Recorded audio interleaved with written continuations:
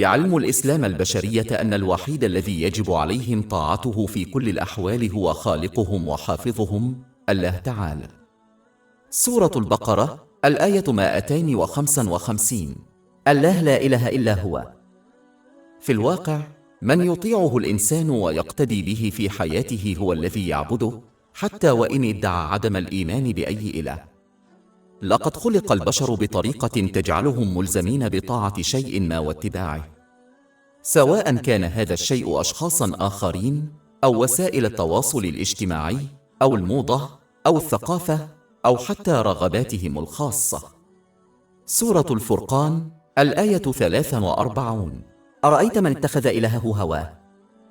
إن كل من يطيعه الإنسان ويتبعه هو من يعبده، لذلك يجب على المسلمين أن يدعموا إعلان إيمانهم الشفهي بالأفعال من خلال طاعة الله تعالى بإخلاص في كل شيء، وهذا يعني استخدام النعم التي وهبها الله لهم في الطرق التي ترضي الله تعالى، كما هو مبين في القرآن الكريم وأحاديث النبي الكريم محمد صلى الله عليه وسلم.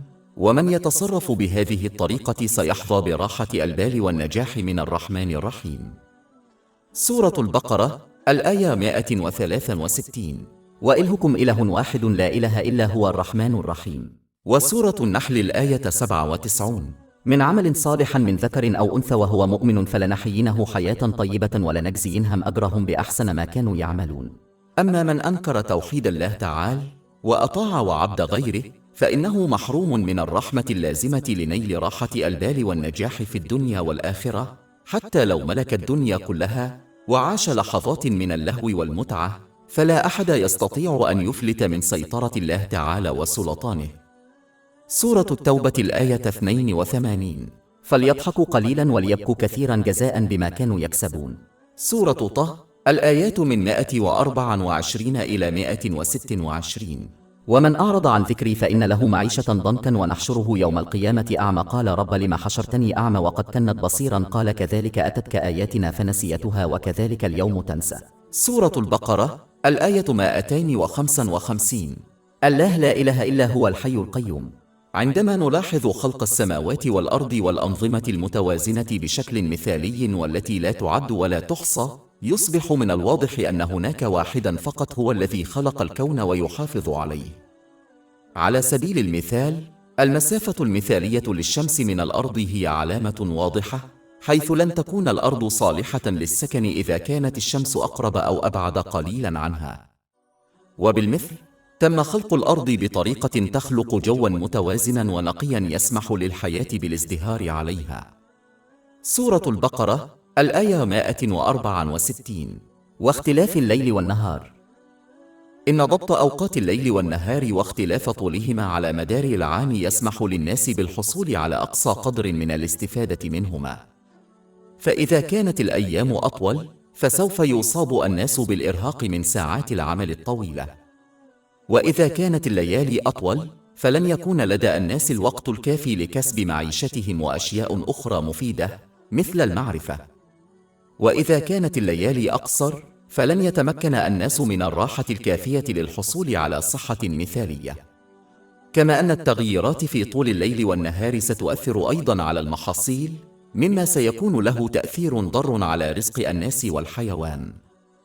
وحقيقة أن النهار والليل والأنظمة المتوازنة الأخرى في الكون تعمل في انسجام تام تشير بوضوح أيضا إلى وحدانية الله تعالى، حيث أن الآلهة المتعددة سترغب في أشياء مختلفة، مما سيؤدي إلى فوضى في الكون. سورة الأنبياء الآية 22. ولو كان فيهما آلهة إلا الله لفسدتا. سورة البقرة الآية 164. والفلك التي تجري في البحر بما ينفع الناس وما أنزل الله من السماء من ماء. عندما نلاحظ دورة المياه المتوازنة تماما، فهذا يشير بوضوح إلى وجود خالق. يتبخر الماء من البحر، ثم يرتفع ثم يتكثف لإنتاج أمطار حمضية تنزل على الجبال. تعمل هذه الجبال على تحييد الأمطار الحمضية حتى يتمكن الناس والحيوانات من الاستفادة منها. إذا حدثت أي تغييرات في هذا النظام المتوازن تماما، فسيؤدي ذلك إلى كارثة للناس والحيوانات على الأرض. يمنع الملح في البحر الكائنات الميتة داخل المحيط من تلويثه. إذا سمح للمحيط بالتلوث، فلن تكون الحياة البحرية ممكنة، وستطغى الشوائب من المحيطات على الحياة على الأرض أيضاً. تم إنشاء الماء داخل المحيطات والبحار بطريقة تسمح للحياة البحرية بالازدهار داخلها، بينما يمكن للسفن الثقيلة الإبحار فوقها. إذا كان تكوين الماء مختلفاً قليلاً، فسيحدث خلل في التوازن، مما يتسبب إما في ازدهار الحياة البحرية داخل الماء أو السماح للسفن بالإبحار فوقها، ولكن كلا الأمرين لن يكون ممكناً في نفس الوقت. حتى يومنا هذا، لا يزال النقل عن طريق البحر هو الشكل الأكثر شيوعاً لنقل البضائع عبر العالم. وهذا التوازن المثالي ضروري للحياة على الأرض. التطور هو شكل من أشكال الطفرة، وهو بطبيعته غير كامل. ولكن عندما يراقب المرء الأنواع التي لا تعد ولا تحصى، فسوف يجد أنها قد تم إنشاؤها بطريقة متوازنة تماماً حتى تتمكن من الازدهار في البيئة التي تعيش فيها. على سبيل المثال، تم تصميم الجمل لتحمل درجات الحرارة العالية والبقاء لفترات طويلة من الزمن دون الحاجة إلى شرب الماء. إنها مصممة تماماً للحياة الصحراوية. سورة الغاشية، الآية 17. أفلا ينظرون إلى الإبل كيف خلقت؟ لقد تم تصميم الماعز بطريقة مثالية، بحيث يتم فصل الشوائب الموجودة داخل جسمها تماماً عن الحليب الذي تنتجه. أي اختلاط بينهما من شأنه أن يجعل الحليب غير صالح للشرب. سورة النحل، الآية 66. وإن لكم في الأنعام لعبرة نسقيكم مما في بطونها من بين فرث ودم لبنا خالصا سائغا للشاربين. إن كل نوع من أنواع الكائنات الحية له عمر محدد يمنعه من التغلب على الأنواع الأخرى. فمثلا عمر الذبابة قصير جدا، من 3 إلى 4 أسابيع، وتضع ما يصل إلى 500 بيضة. ولو كان عمرها أطول، فإن أعداد الذباب ستصبح غير متناسبة، وستجعلها تطغى على كل الأنواع الأخرى في هذا العالم. في حين أن المخلوقات الأخرى التي لها عمر طويل جدا لديها القدرة على إنتاج عدد قليل من النسل، وهذا يسمح مرة أخرى باعتدال أعدادها. وكل هذا لا يمكن أن يكون عرضيا، ولا يمكن لعملية التطور أن تفسره. سورة البقرة، الآية 164. وتصرف الرياح والسحاب المسخر بين السماء والأرض. الرياح ضرورية لتلقيح النباتات، مما يسمح للمحاصيل والنباتات والأشجار بالتكاثر. في الأيام الأولى، كانت الرياح ضرورية للسفر البحري، والذي لا يزال حتى يومنا هذا الوسيلة الرئيسية لنقل البضائع عبر العالم. الرياح مطلوبة لتحريك السحب الممطرة إلى مواقع محددة من أجل توفير المياه للخليقة، وهو شيء لا يمكنهم العيش بدونه. لوحظ وجود نظام متوازن تماما للرياح داخل الأرض، حيث يؤدي نقص الرياح إلى فوضى للخليقة، وزيادة الرياح تؤدي أيضا إلى فوضى للخليقة. وبالمثل، فإن المطر متوازن تماما أيضا، حيث يؤدي قلة المطر إلى الجفاف والمجاعة، ويؤدي كثرة المطر إلى فيضانات جماعية. سورة المؤمنون، الآية 18. ولقد أنزلنا من السماء ماء بقدر فأسكناه في الأرض وإنا على ذهاب به لقادرون. إن هذا النظام المتوازن تماما لا يمكن أن يكون عشوائيا، وهو يظهر بوضوح يد الخالق. ومن يتأمل كل هذه الأنظمة المتوازنة تماما لا يستطيع منطقيا أن ينكر وجود خالق واحد له القدرة على كل شيء. سورة البقرة، الآية 255. الله لا إله إلا هو الحي القيوم. إن من يموت ويعيش على يد غيره لا يمكن أن يكون إلها، وهذا الواقع وحده ينفي الألوهية عن كل ما في السماوات والأرض إلا الله تعالى. ولأن الله تعالى هو وحده الذي خلق الحياة والموت ويعيش على يد غيره، فهو وحده المستحق للطاعة. ومن يتولى بعض شؤون رزق غيره كإسكانه فهو مستحق للشكر. ولأن الله تعالى قد أنعم على الناس بكل نعمة في هذا الكون، فمن العدل والحق أن يشكروه، والشكر بالنية لا يكون إلا لوجه الله تعالى، ومن يعمل لغير ذلك لا ينال ثواب الله تعالى. وقد حذر من ذلك حديث في جامع الترمذي برقم 3154، ومن علامات حسن النية أن لا ينتظر الإنسان ولا يرجو أي تقدير أو جزاء من الناس، والشكر باللسان يكون بالقول بالخير أو الصمت. والشكر بالأعمال يشمل استعمال النعم التي وهبها الله للإنسان فيما يرضي الله تعالى، كما بينه القرآن الكريم وسنة النبي محمد صلى الله عليه وسلم، وهذا يؤدي إلى زيادة النعم، وفي نهاية المطاف راحة البال في الدنيا والآخرة. سورة إبراهيم الآية 7. ولئن شكرتم لأزيدنكم. وسورة النحل الآية 97. من عمل صالح من ذكر أو أنثى وهو مؤمن فلنحيينه حياة طيبة ولنجزينهم أجرهم بأحسن ما كانوا يعملون. علاوة على ذلك، عندما يمتلك الإنسان شيئا ما، يعتبر من الصحيح والطبيعي أن يستخدم الشيء كما يشاء. وبما أن الله تعالى خلق كل شيء في الكون بما في ذلك الناس ويملكه ويحافظ عليه، فهو وحده الذي يقرر ما يجب أن يحدث في الكون وما لا يجب أن يحدث. لذلك من العدل أن يطيع الإنسان الله تعالى، لأنه وحده يملك الكون بأكمله بما في ذلك الناس. وبالمثل، عندما يقرض شخص ما شخصا آخر شيئا يملكه، فمن العدل أن يستخدم الشيء وفقا لرغبات صاحبه. لقد منح الله تعالى كل نعمة يمتلكها الشخص على أنها قرض، لم يمنحها له على أنها هدية. مثل القروض الدنيوية يجب سداد هذا القرض، والطريقة الوحيدة لسداد هذا القرض هي استخدامه بطرق مرضية لله تعالى. من ناحية أخرى، بما أن بركات الجنة هي هبة، فسيكون الناس أحرارا في استخدامها كما يحلو لهم. سورة الأعراف الآية 43. وقيل لهم تلك الجنة التي أورثتموها بما كنتم تعملون. لذلك يجب على الإنسان أن لا يخلط بين النعم الدنيوية التي هي قرض وبين هدايا الجنة. سورة البقرة الآية 255. الله لا إله إلا هو الحي القيوم. وبصورة عامة، فإن حقيقة كون الله تعالى حيا لا يموت يجب أن تذكر الإنسان بفنائه. وبما أن وقت كل إنسان محدود في هذه الدنيا، فيجب عليه أن يسعى إلى تحقيق هدفه فيها قبل أن ينفذ. وهذا الهدف يتضمن استخدام النعم التي منحت له بشكل صحيح، كما هو موضح في التعاليم الإسلامية. سورة الملك الآية 2. الذي خلق الموت والحياة ليبلوكم أيكم أحسن عملا. إن الإنسان الذي يفشل في استغلال حياته لتحقيق هدفه في هذا العالم سوف يعيش حياة بلا هدف ولا معنى، حتى لو تمكن من تحقيق النجاح الدنيوي. ونتيجة لذلك لن يجد راحة البال أبدا، حتى لو تمتع بلحظات من المرح. وكما أن الاختراع الذي يفشل في تحقيق وظيفته الأساسية في الإبداع يصنف على أنه فاشل، حتى لو كان يتمتع ببعض الصفات الجيدة، فإن الشخص الذي يفشل في تحقيق هدفه في هذا العالم سوف يصنف على أنه فاشل، حتى لو حقق بعض النجاح الدنيوي. يختبر هذا الفشل كفراغ يشعر به كل الناس في حياتهم عاجلا أم آجلا، ونتيجة لذلك فإنه يمنعه من الحصول على راحة البال. سورة البقرة الآية 255.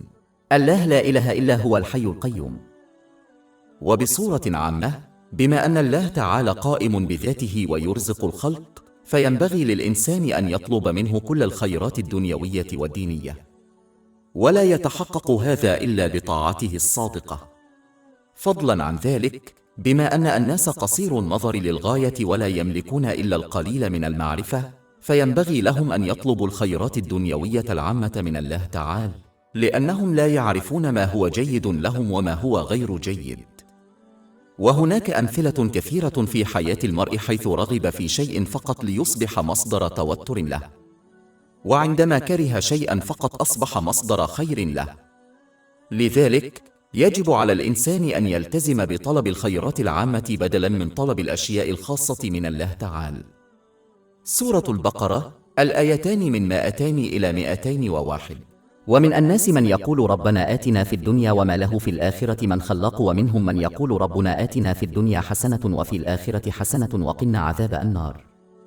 كما يجب على الإنسان أن يعمل على صفة الله تعالى القادر على كل شيء، وذلك بحسب قدرته المخلوقة، وذلك بالسعي إلى الاستقلال عن الخلق والاعتماد على الله تعالى وحده، وذلك بالامتناع عن الكسل والاعتماد على الناس، وعدم استخدام الموارد التي وهبها الله للإنسان مثل القوة البدنية في أداء الحاجات والمسؤوليات، ولا يطلب المساعدة من الآخرين إلا بعد استنفاد الموارد. سورة البقرة الآية 255. الله لا إله إلا هو الحي القيوم لا تأخذه سنة ولا نوم. وتشير هذه الآية أيضاً إلى حقيقة أخرى بالغة الأهمية يسيء المسلمون فهمها غالباً، فكثيراً ما كان غير المسلمين الذين يؤمنون بالله تعالى ينسبون إليه عيوباً بشرية مثل التعب، ونتيجة لذلك تعاملوا مع الله تعالى كملك دنيوي. فالملك الدنيوي لا يستطيع إدارة شؤون مملكته بنفسه، ولذلك يعين مساعدين مثل الولاة لمساعدته في إدارة مملكته.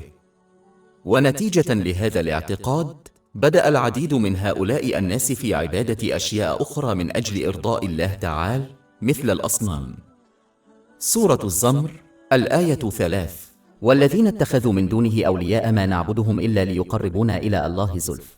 وقد تبنى بعض المسلمين هذا المفهوم أيضاً، فهؤلاء المسلمون يخصصون الوقت والطاقة والثروة للعثور على أشخاص روحانيين من المفترض أنهم متصلون بالله تعالى بطريقة خاصة، تماماً كما يرتبط الحاكم بالملك بطريقة خاصة، وهدفهم هو إرضاء الشخص الروحاني حتى يتمكنوا من التوسط نيابة عنه لدى الله تعالى، تماماً كما يمكن للحاكم أن يشفع لدى الملك نيابة عن شخص يرضي الحاكم بالهدايا ومظاهر الاحترام والحب غير الطبيعية. يعمل هؤلاء الأشخاص الروحانيون كحراس البوابة بين عامة الناس والله تعالى، وهو ما يتناقض تماماً مع تعاليم الإسلام. لم يتصرف الأنبياء المقدسون عليهم السلام كحراس البوابة، بدلاً من ذلك أظهروا الطريق والطريقة التي تؤدي إلى رضا الله تعالى، ولم يطلبوا أبداً أي نوع من الدفع من الناس مثل الهدايا. لذلك يجب على المسلم أن يتعلم المعرفة الإسلامية من معلم مؤهل، وأن يظهر له الاحترام الذي يستحقه، ولكن لا ينبغي له أن يعتقد أنه يجب عليه أن يعبد أشخاصاً يبدون روحانيين من أجل الوصول إلى الله تعالى وإرضائه. وهذا مدعوم أيضاً بالآية الرئيسية التي نناقشها. سورة البقرة الآية 255. وله ما في السماوات وما في الأرض من ذا الذي يشفع عنده إلا بإذنه يعلم ما بين أيديهم وما بعدهم ولا يحيطون بشيء من علمه إلا بما شاء. إن الله تعالى هو وحده الذي يملك السيطرة الكاملة على الكون ويعلم كل ما يحدث فيه، ولذلك فهو لا يحتاج إلى حراس بينه وبين الناس، وهذا ما أوضحه القرآن الكريم. على سبيل المثال سورة البقرة الآية 186. وإذا سألك عبادي عني فإني قريب أجيب دعوة الداعي إذا دعان. وسورة غافر الآية 60. وقال ربكم ادعوني استجب لكم. سورة البقرة الآية 255. من ذا الذي يشفع عنده إلا بإذنه. بالإضافة إلى ذلك، على الرغم من أن الشفاعة ستحدث يوم القيامة بعد أن يأذن الله تعالى بها، إلا أنه لا ينبغي للإنسان أن يسخر من مفهومها، وإلا فقد يحرم منها. إن السخرية من الشفاعة تتضمن تبني موقف كسول، حيث يفشل الشخص في استخدام النعم التي منحت له كما هو موضح في التعاليم الإسلامية، ويظل يتوقع من شخص آخر أن ينقذه يوم القيامة مثل أحد أقاربه أو معلمه الروحي. حتى لو تم قبول الشفاعة فقد لا تمنعه بسبب موقفه الكسول من دخول الجحيم، حتى لو تم تخفيف عقوبته. ومن المهم أن ندرك أن حتى لحظة في الجحيم لا تطاق حقاً. لذلك يجب على الإنسان أن يكون لديه أمل حقيقي في مفهوم الشفاعة، وهذا يعني السعي إلى استخدام النعم التي منحت له بشكل صحيح، كما هو موضح في القرآن الكريم وأحاديث النبي الكريم محمد صلى الله عليه وسلم، ثم رجاء الشفاعة من الناس يوم القيامة. أيا كان الموقف الذي اختاره الإنسان، فإن الله تعالى مطلع على نواياه وأقواله وأفعاله، ولذلك فإنه سيحاسبه في الدنيا والآخرة. سورة البقرة الآية 255. يعلم ما بين أيديهم وما بعدهم ولا يحيطون بشيء من علمه إلا بما شاء. وبما أن العلم كله من عند الله تعالى، فلا بد من استعماله على الوجه الصحيح، فإن استعمال العلم على الوجه الصحيح يؤدي إلى نفع الإنسان ونفع غيره في الدنيا والآخرة. أما من أساء استعمال العلم، وخاصة العلم الديني، من أجل الحصول على مكاسب دنيوية كالرئاسة والمال، فإنه يجد أن هذه الأشياء تصبح مصدراً للتوتر والشقاء والمتاعب له في الدنيا والآخرة. بل إن النبي محمد صلى الله عليه وسلم حذر في حديث موجود في سنن ابن ماجه رقم 253 من أن من أخذ العلم الديني ليلفت انتباهه إلى نفسه فإنه سيذهب إلى النار. سورة البقرة الآية 255. يعلم ما بين أيديهم وما بعدهم ولا يحيطون بشيء من علمه إلا بما شاء. إن هذا يذكرنا بأن الله تعالى يعلم كل شيء بما في ذلك الحالات العقلية والجسدية للإنسان، وهو معصوم من الخطأ، ولذلك فهو وحده القادر على أن يزود البشرية بقواعد السلوك المثالية التي تؤدي إلى راحة البال والنجاح في العالمين. فهو وحده القادر على تعليم البشرية كيف تضع كل شيء وكل شخص في حياتها في المكان الصحيح حتى تحقق راحة البال. وبصرف النظر عن المعرفة والخبرة التي اكتسبها الناس، فلن يتمكنوا أبداً من تحقيق هذا الهدف الحيوي. فكما يتلقى الإنسان النصيحة من الناس وفقاً للمعرفة التي يمتلكها، يجب على المرء أن يقبل النصيحة الشاملة وعلم الله تعالى ويعمل بها حتى يحقق راحة البال والنجاح في العالمين، حتى لو تعارض ذلك مع رغباته. وذلك لأن التحكم في رغبات المرء هو ثمن زهيد يدفعه لتحقيق راحة البال والجسد، تماماً كما يتحكم الشخص في نظامه الغذائي لتحقيق صحة بدنية جيدة. في حين أن الحياة تصبح سجناً مظلماً لمن يفشل في الحصول على راحة البال حتى لو حقق جميع رغباته. وهذا واضح جداً عندما نلاحظ الأغنياء والمشاهير. وتختتم الآية 255 بذكر سلطان الله تعالى وسيطرته الكاملة على كل شيء. سورة البقرة الآية 255. وسع موطئ قدميه السماوات والأرض ولا يؤوده حفظهما وهو العلي العظيم. ولا حاجة إلى الخوض في تفاصيل مسند القدمين، بل لا بد من الإيمان بما ذكر وتقدير قدرة الله تعالى ومعرفته الشاملة.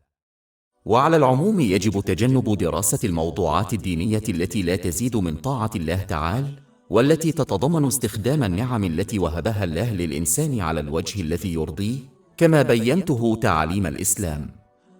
ومن الطرق الجيدة للحكم على ما إذا كان موضوع المعرفة الدينية ذا صلة أم لا هو تقييم ما إذا كان ذلك شيئا سيسأله الله تعالى عنه يوم القيامة. فإذا لم يسأل عن موضوع معين في الإسلام مثل أحداث معينة في التاريخ الإسلامي، فإن ذلك الموضوع غير ذي صلة ويجب تجنبه. ولكن إذا كان موضوعا سيسأل عنه يوم القيامة مثل أداء حقوق الجار، فيجب البحث في هذا الموضوع وتعلمه والعمل به قدر الإمكان. سورة البقرة الآية 255. وسع موطئ قدميه السماوات والأرض ولا يؤوده حفظهما وهو العلي العظيم. بالإضافة إلى ذلك، لا ينبغي للإنسان أن يخدع فيعتقد أن الله تعالى لا يعلم ما يحدث في الكون أو أنه ليس في وضع يسمح له بمحاسبة الناس على أفعالهم. يمكن أن يحدث هذا عندما لا تحدث عواقب أفعال المرء مثل العقاب على الفور أو بطريقة واضحة لهم. في معظم الحالات يختبر جميع الناس عواقب أفعالهم بطريقة خفية، حيث تصبح الأشياء الدنيوية التي حصلوا عليها من خلال معصية الله تعالى مصدراً للتوتر والبؤس والمتاعب لهم. هذا واضح عندما يلاحظ المرء الأشخاص الذين يتصرفون بهذه الطريقة وكيف يستهلكهم مشاكل الصحة العقلية على الرغم من أنهم يستطيعون الوصول إلى رفاهيات هذا العالم. بالإضافة إلى ذلك، في معظم الحالات يمنح الله تعالى الناس مهلة حتى يتمكنوا من تحسين سلوكهم. لذلك يجب على الشخص ألا يخلط بين تأخير العقوبة وعدم وجود عقوبة. سورة القلم الآية 45. وسأعطيهم الوقت. حقا إن خطتي ثابتة. لذلك يجب على الإنسان أن ينتهز الفرصة التي أعطيت له ليتوب توبة صادقة ويصلح سلوكه قبل فوات الأوان. والتوبة الصادقة تتضمن الشعور بالذنب وطلب المغفرة من الله تعالى، ومن كل من ظلمه، ما دام ذلك لن يؤدي إلى مزيد من المتاعب. ويجب أن يعاهد الإنسان نفسه على عدم ارتكاب نفس الذنب أو ما شابهه مرة أخرى، وأن يعوض عن أي حقوق انتهكت في حق الله تعالى والناس. سورة البقرة الآية 255. وهو العلي العظيم. وهذا يدل أيضا على أن طاعة الله تعالى خالصة أو عدم طاعته لا تؤثر في قدره المطلق، بل إن آثار تصرفات الإنسان لا تؤثر عليه إلا في الدنيا والآخرة. سورة الإسراء الآية 7. إذا أحسنتم أحسنتم لأنفسكم، وإذا أسأتم فإنما أسأتم إليهم. إن كل إنسان سوف يواجه عواقب أفعاله في كلا العالمين، لذلك يجب على الإنسان أن يختار طاعة الله تعالى بإخلاص من أجل نفسه، حتى لو تعارضت مع رغباته. يجب أن يتصرف كمريض حكيم يقبل نصيحة طبيبه ويعمل بها وهو يعلم أنها الأفضل له، حتى لو وصف له أدوية مرة وخطة نظام غذائي صارم. تماما كما سيحصل هذا المريض على صحة نفسية وجسدية جيدة، فإن الشخص الذي يطيع الله تعالى سيحصل على صحة نفسية وجسدية جيدة. تتضمن هذه الطاعة استخدام النعم التي وهبها الله للإنسان بشكل صحيح، كما هو موضح في القرآن الكريم وأحاديث النبي الكريم محمد صلى الله عليه وسلم.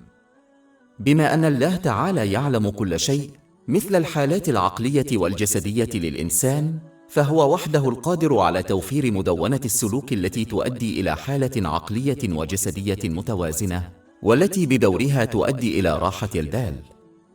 ورغم أن المرضى في أغلب الأحوال لا يفهمون العلم الكامن وراء الأدوية الموصوفة لهم، وبالتالي يثقون في طبيبهم بشكل أعم، فإن الله تعالى يدعو الناس إلى التأمل في تعاليم الإسلام حتى يتمكنوا من تقدير آثارها الإيجابية على حياتهم. فهو لا يتوقع من الناس أن يثقوا بشكل أعمى في تعاليم الإسلام، بل يريد منهم بدلاً من ذلك أن يدركوا صدقها من خلال أدلتها الواضحة. ولكن هذا يتطلب من الشخص أن يتبنى عقلاً غير متحيزاً ومنفتحاً عند التعامل مع تعاليم الإسلام. سورة يوسف الآية 108. قل هذه سبيلي أدعو إلى الله على بصيرة أنا ومن اتبعني. وسورة النحل الآية 97. من عمل صالح من ذكر أو أنثى وهو مؤمن فلنحيينه حياة طيبة ولنجزينهم أجرهم بأحسن ما كانوا يعملون. ولكن إذا اختار الإنسان تجاهل هذه الحقيقة، فلن يؤثر ذلك على عظمة الله تعالى، لأنه سيعاني العواقب في العالمين حتى لو عاش لحظات من المرح. سورة التوبة الآية 82. فليضحكوا قليلا وليبكوا كثيرا جزاء بما كانوا يكسبون. والسورة 20 طه الآيات من 124 إلى 126. ومن أعرض عن ذكري فإن له معيشة ضنكا ونحشره يوم القيامة أعمى قال رب لم حشرتني أعمى وقد كنت بصيرا قال كذلك أتتك آياتنا فنسيتها وكذلك اليوم تنسى. وبالإضافة إلى ذلك، وكما تشير الآية الرئيسية التي نناقشها، فبما أن الله تعالى هو وحده المتحكم في كل شيء في الكون، بما في ذلك القلوب الروحية للناس دار الطمأنينة، فهو وحده الذي يقرر من يحصل على الطمأنينة ومن لا يحصل عليها. سورة النجم الآية 43. وأنه هو الذي أضحك وأبكى. ومن الواضح أن الله تعالى لن يعطي الطمأنينة إلا لمن استعمل النعم التي أنعم بها عليه في حقها. وختاماً، فإن الآية الرئيسية التي نناقشها تزيل سوء الفهم الذي ينشأ غالباً في أذهان الناس الجهلة، ألا وهو التصور الخاطئ بأن الله تعالى قد أرسل أنبياءه الكرام عليهم السلام حتى تنتهي كل الاختلافات والاختلافات إلى أجل غير مسمى. وقد لاحظ الناس الذين قبلوا هذا الاعتقاد تنوعاً كبيراً واختلافاً بين الناس حتى بعد بعثة الأنبياء الكرام عليهم السلام، وحقيقة وجود الباطل جنباً إلى جنب مع الحق. وهذا دفعهم إلى الاعتقاد بأن هذا الوضع قد يوحي بعجز الله تعالى، أي أنه فشل في القضاء على الشرور التي أراد القضاء عليها. وقد جاء الرد على هذا في آية سابقة، وهي أنه لم يكن من إرادة الله تعالى أن يرغم البشر جميعاً على اتباع طريق واحد. ولو كان الأمر كذلك لما انحرف الناس عن المسار الذي وضعه الله تعالى لهم.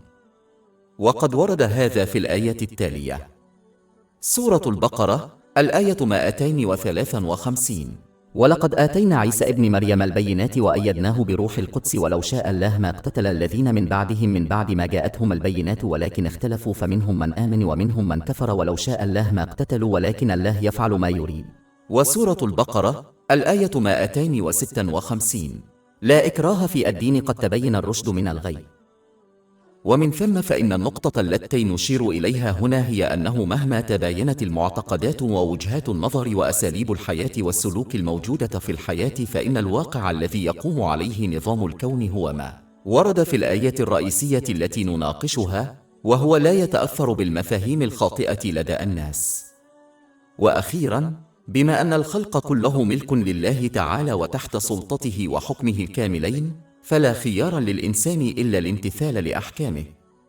وكما أن الإنسان سيواجه المتاعب إذا فشل في الامتثال للقواعد التي وضعتها الحكومة المسؤولة عن بلد معين، فإنه سيواجه المتاعب في كلا العالمين إذا فشل في الامتثال لقواعد مالك الكون. فقد يتمكن الإنسان من مغادرة بلد ما إذا لم يكن راضياً عن قواعده، لكنه لن يتمكن من الفرار إلى مكان لا تنطبق عليه قواعد وحكم الله تعالى.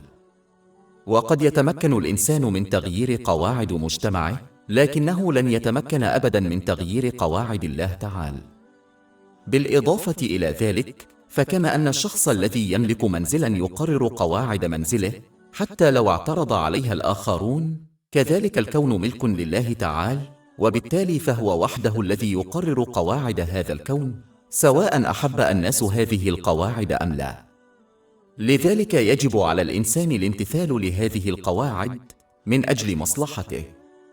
من أدرك هذه الحقيقة امتثل لأحكام الله تعالى، وسعى إلى طاعته باستخدام النعم التي وهبها له على النحو الذي يرضيه، كما هو مبين في القرآن الكريم وأحاديث النبي الكريم محمد صلى الله عليه وسلم.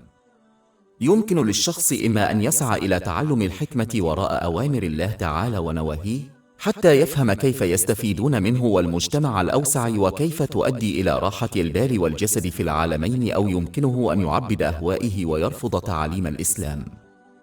ولكن من فشل في الامتثال للتعاليم الإسلامية يجب أن يعد نفسه لمواجهة عواقب اختياره في العالمين، ولن ينقذه أي اعتراضات أو احتجاجات أو شكاوى، حيث لا شيء يمكن أن يتغلب على الله تعالى. سورة الكهف الآية 29. وقل الحق من ربكم فمن شاء فليؤمن ومن شاء فليكفر إنا أعتدنا للظالمين نارا أحاط بهم سرادقها وإن يستغيثوا يغثوا بماء كالمهل يشوي الوجوه بئس الشراب وساءت مرقدا.